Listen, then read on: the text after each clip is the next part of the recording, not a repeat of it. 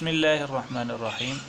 لوگوں کے راستے میں کوئی ایسی چیز پھینک دینا جس کی وجہ سے لوگوں کو گزرنے میں یا آنے جانے میں یا اس چیز کو دیکھنے سے تکلیف ہوتی ہو تو یہ گناہ ہے۔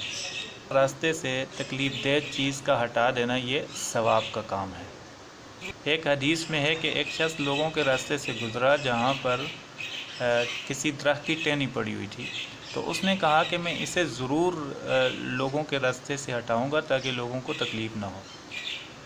تو رسول اللہ صلی اللہ علیہ وسلم نے فرمایا کہ اسے اس وجہ سے جنت میں داخل کیا گیا۔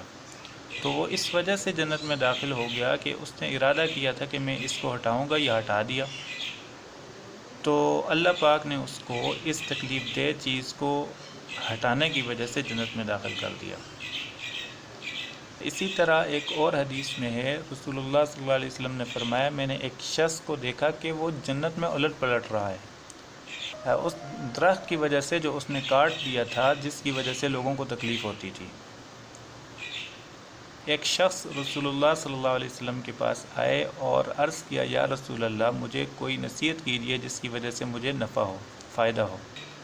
تو رسول اللہ صلی اللہ علیہ وسلم نے فرمایا کہ مسلمانوں کے راستے سے تکلیف دہ چیز ہٹا دیا کرو۔